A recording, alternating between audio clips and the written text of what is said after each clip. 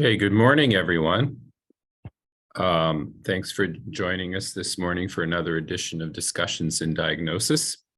It's my pleasure this morning to welcome Dr. Amit Gupta, who is with our Department of Radiology and specializes in lung cancer detection, as well as Leslie Whalen, who's our lung health manager here at University Hospitals. We're going to talk this morning about diagnosis of lung cancer and screening for lung cancer. So Amit and Leslie, thanks very much for joining us this morning.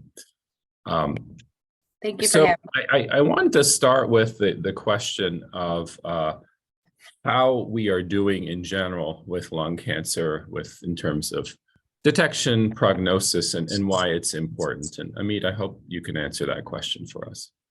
Yeah. Thank you, Dr. Rao, for inviting me for this interesting and relevant discussion on lung cancer. So I just want to start by the magnitude of the problem as a whole. So lung cancer is the third commonest cancer in the world after breast and prostate, but the leading cause of deaths from the cancers worldwide. So 21% of all cancer-related deaths, which is the most that can happen, that happens with the lung cancer. So lung cancer is a global health problem, and that is the same in the United States as well. So to answer your question, how we are doing with the lung cancer diagnosis, early diagnosis. So this is kind of like, usually if you don't go by any screening program or any kind of a scrutiny, when you diagnose a lung cancer in routinely more than 70% of the patients by symptoms, right? So if somebody has cough, chest pain, hemoptysis, blood in the sputum, those kind of things, then the cancer has already spread beyond the lungs in 70% of the cases. So if there is no program, no scrutiny, no diagnostic tool for early diagnosis, more than 70% of the patients present in the late stage. And so that late stage diagnosis leads to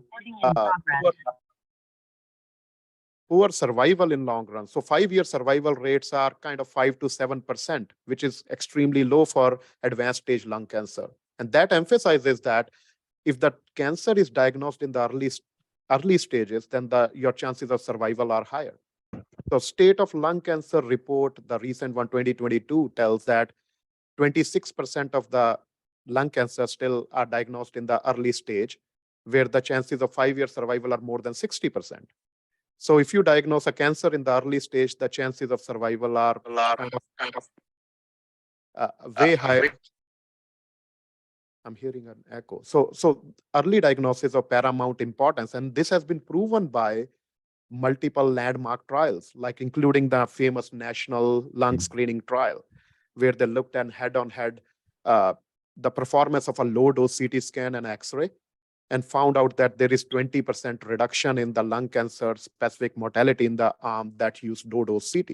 And that's why United States Preventive Task Force also recommended those guidelines back in 2013, and now they revised it again in 2021. So I think early diagnosis is based on screening, and the benefits have been proven time and again that the early diagnostic,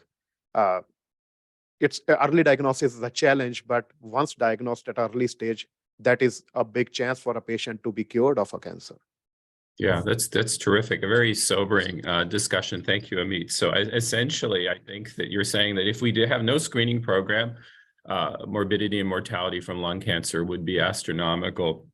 You also pointed out that low-dose CT is widely recommended. You talked about the Nelson study showing a significant reduction in mortality, and the recommendations from the U.S. Preventive Services Task Force, which I happen to be a member of, which in 2021 were elevated to the highest level of recommendation as well.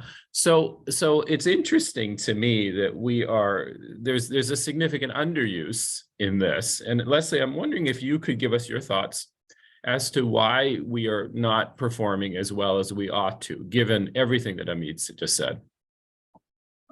Thank you, Dr. Rao. So through our reviewing of our program, we just recently graduated from the American College of Radiology Quality Collaborative. It was a well-done program, and it just helped us in deep dive into all of what we're perceiving as barriers.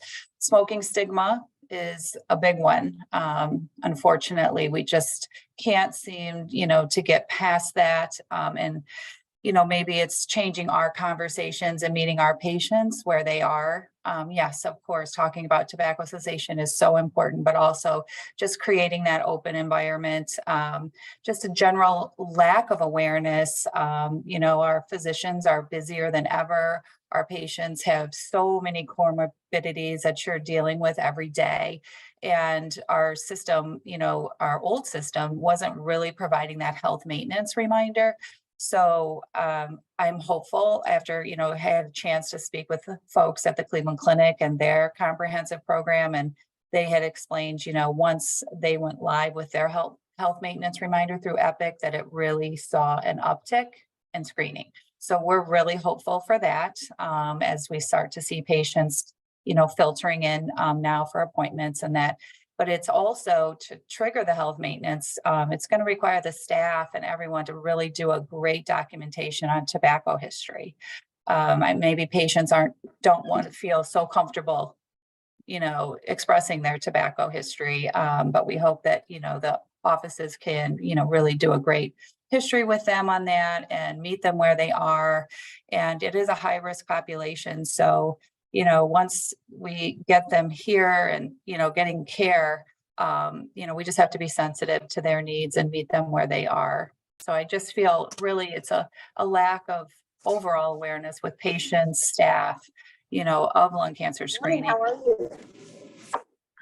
Yeah, thank you, Leslie. I think that's been my own experience as a practicing primary care physician. One you hinted at is there's so much to do, and these people are not just smokers at high risk for lung cancer. They often have high blood pressure. They often have diabetes. They have other cardiovascular risks.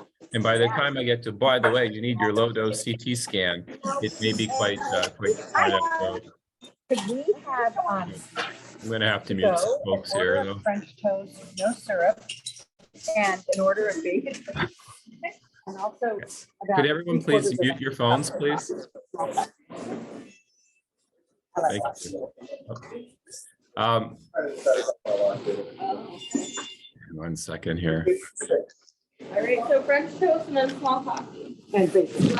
Oh, yeah. I'm gonna put Wait, can I have a name for the order? So anyway, there we go. So I think that there are multiple barriers from the awareness standpoint, as you said. The other thing I've noticed is some patients really are not interested. They don't want to know. These are heavy smokers. They often have COPD. They have other smoking related conditions. It's like, well, I'm 82. I might have lung cancer, but I'm not really that interested. So multiple different things. I wonder, Leslie, if you could kind of walk us through the process. So I'm using Epic now, and I find that I get a best practice alert.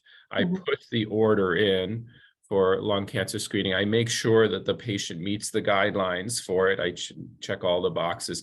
What happens next from the patient standpoint, which will help me explain the process to them as well?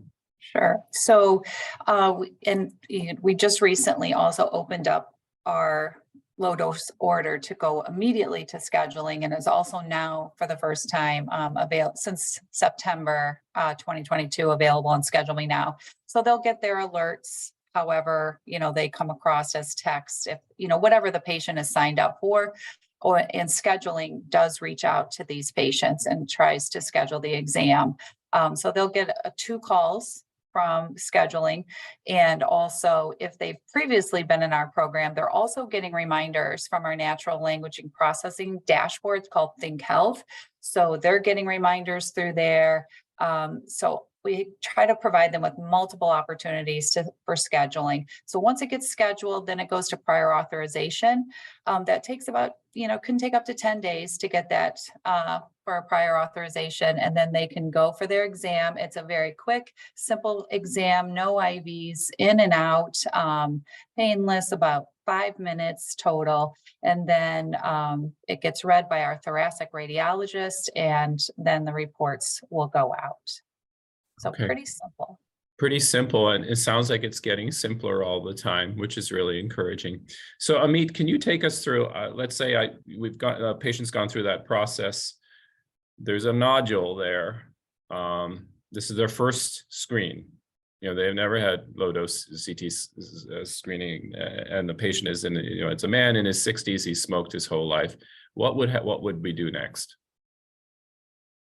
Yeah, so as Leslie explained the entire process in detail, so once I being a radiologist, so we are presented with the images of those lung cancer screening patients, and this is a CT scan, which is a low dose CT scan, which means we use very little or as little as reasonably achievable radiation exposure for these kind of scans, so that patients can get this scan every year or as it is required by the guidelines. So talking about the guidelines, they are set forward by American College of Radiology under a lexicon called LungRad. So we look at the CT scan on our monitors of imaging quality. So we look at nodules and measure the sizes. And based on the size of the nodule, your risk goes up as explained by the ACR as well. So if a nodule is 6 millimeter or less, then you have less risk. You come every year and it's essentially having no nodule at all. But if it is more than 6 millimeter, then the more frequent intervals happen. And once the nodule is more than 8 millimeter or 1 centimeter in size, we have to escalate that process. And I think where the lung health team really shines in that process is when we report that finding, that's one part of the story, but closing the loop on that is a big thing. And it's also one of the barriers, right? So there's a huge population that is waiting for screening. And the recent number says like only 6% of the eligible Americans are actually being screened.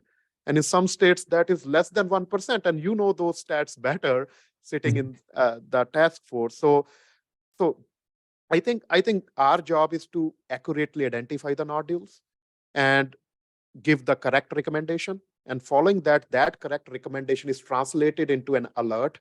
And that alerts will be very, very robust in future in the EPIC state and Think Health, as Leslie was alluding to. So I think my job is to measure the nodules and give the recommendations, but the entire story requires that message is being translated to the physician or the ordering physician and then to the patients. And in many instances, we need specialized care as well. Like if you need a PET CT or a biopsy, you need an interventional pulmonologist, thoracic surgeon, all those members, all those specialists are part of our lung health team as well. So I think it's a group effort, and why University Hospital's lung cancer screening program is lauded by ACR, and the numbers are better than rest of the country. Still, there is a long way to go, but we are doing reasonably well, and we are looking at upward trajectory in terms of further improving our program. Right. Terrific. And I think you hinted at something, and I wanted to ask Leslie a little bit about this as well. And what Amit is saying is that there is such a huge population that needs to be screened. We're doing abysmally as far as that goes, 6% of people. I'm just so thrilled that the patient actually went. Then I've got to deal with the annual follow-up. How are we doing with that? So this is when we're fully on Epic, because we don't go live until September. Our long-term goal and what we've reached out with the Primary Care Institute leadership is to hopefully transition, if not at the end of this year, beginning of 2024, is to where we would have you and your folks ordering the annual screen, and then abnormal significant findings will be managed by the lung health team. But you will be getting reminders. The patient gets a reminder for the annual screen to continue to help you just see that. And our nurse navigators, which they're phenomenal, they came on board in August of 2021. Their continual outreach to the referring providers has been just phenomenal. And I have to say thank you to all the providers, because we have gotten such a warm response when we do reach out and, oh, thank you for the reminder. And, they're just so helpful in helping us, reconnect with patients that are lost to follow-up. So I think that's one thing we want to tell you as providers, is that we're here in the background following and helping your patients navigate. And if they do get lost to follow up, we're aware of it, and we're sending out reminders to the patients and contacting them, and also sending out little messages to all of you. Mhm. Great. So I think you're hinting at empowering patients to kind of take some responsibility as well, which I think is a really useful strategy. Terrific.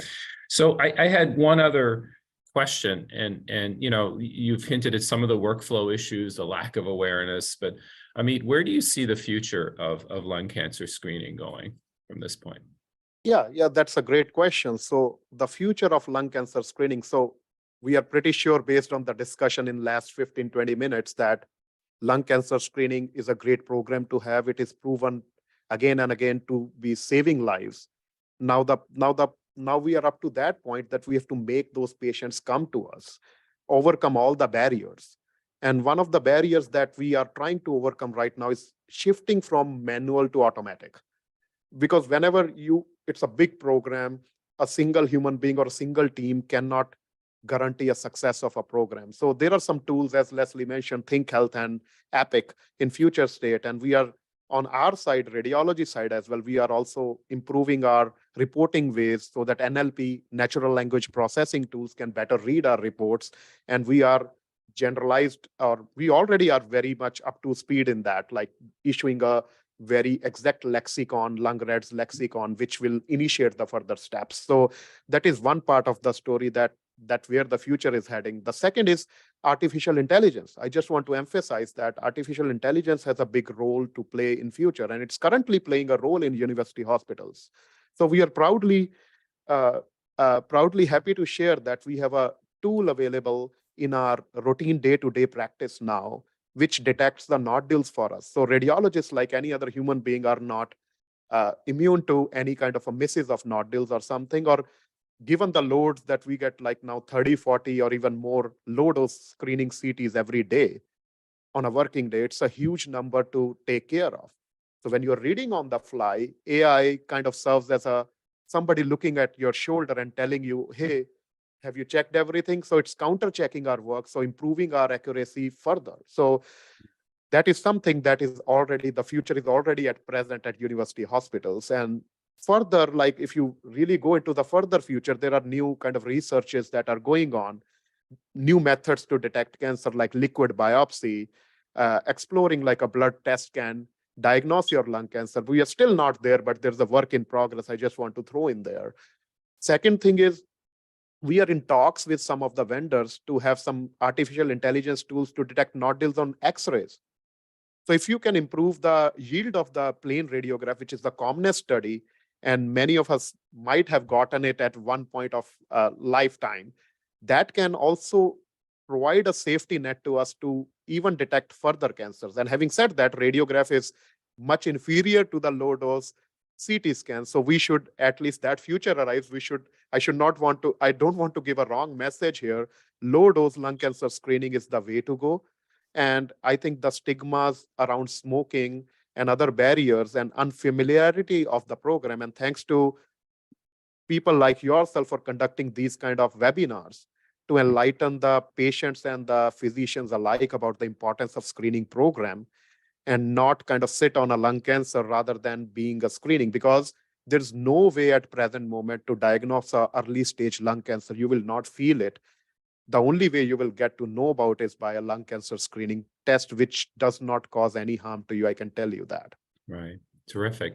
So I'm wondering, Leslie, and we may have had this discussion before about, I mean, a lot of things that Amit talked about, I think, are really important, but how about just the access? Because, mammography is often done through mobile units and that kind of thing. Is that something that's in our future or the future elsewhere? It is in our future. We're really excited about developing a mobile unit we would love to have our program mirror the breast team and what they've done and all their great work. So definitely, because we feel like that could really reach our underserved population and our at-risk population. So we're working on that. And, we do provide screening, I believe, at 27 sites, and also offer Saturday appointments. So we feel like we have great access. It's just getting our patients in there and to have them not be afraid. And, one future hope of the team is to, get to where we could have a same day appointment. So with the AI tools that Dr. Gupta references, that would be able to alert our thoracic radiologist, hey, this patient has a really significant finding, and we could get them quickly in to see either our pulmonologist, APP, or our thoracic. So, similar to what the breast team can do. So that is also a hope and goal of the program. Terrific. All right. Well, thank you both. I'm going to open it up to any questions or comments from our group. I'm going to address this. Dr. Conroy has a question. I apologize if I missed this, but does an abnormal lung CT auto trigger an alert to the lung health team as well as the ordering provider? I think the definition of abnormal in the lung rats space, it depends. Like category 4 is the highest risk category. So we don't want to bog down the ordering physician with repeated alerts on lung rats 2, which is benign. And I think with the EPIC state, there will be automatic alerts sending to their inboxes anyways, telling them that, oh, your screening is due. Lung health team will provide as a umbrella or a safety net for something that should not trickle down the cracks. So I think, yes, the answer to that is abnormal lung CTs will auto trigger alerts. And right now, how it is set up, and Leslie, correct me if wrong. So right now, whenever there is a very suspicious finding, category 4, that specifically goes to lung health team, and they decided the best next course for those patients, including sending alert to the ordering provider. Yeah, that's correct. Our nurse navigators are following it up and sending. We do, because right now we can't communicate to you through EPIC, but we do send emails on our significant findings, LR4s, and also we try to have our thoracic radiologist reach out physician to physician through email as well. And our IP team and our thoracic team is usually included on those communications. Terrific. Okay, any additional comments or questions for Dr. Gupta or Leslie? Okay, Dr. Saeed has a question.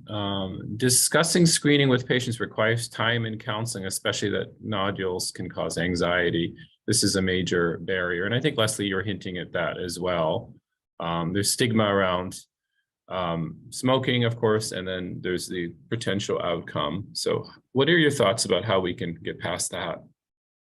So you could definitely always, refer them to, help speak to the nurse navigators. The CMS did allow, nurse navigators, to speak about, those kind of criteria.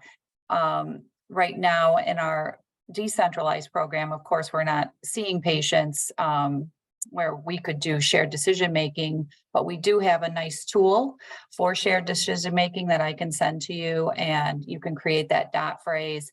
But just continually just trying to reassure the patient, it's really stressful, I think, when they end up in the EDs, with shortness of breath, those kinds of things going on, and then it's found out so much later. But our program is, I think, Dr. Gupta, we're at 47% of early stage. So we really, of detecting early stage lung cancer. So I think if we could just maybe offer that piece to the patients to reassure them that you do have such better opportunities if things are diagnosed early stage for lung cancer. Terrific. Thank you, Leslie. Any additional comments or questions? I'm just going to scroll through our list here for a moment. Okay. Well, thank you both. It was a wonderful discussion. I think you've done your major part in raising awareness just this morning, for example. So even though there's 30, 40 people on, they will tell their friends, and hopefully we'll start to improve our performance overall. So thanks for joining us this morning, and everyone have a wonderful day. Thank you. Thank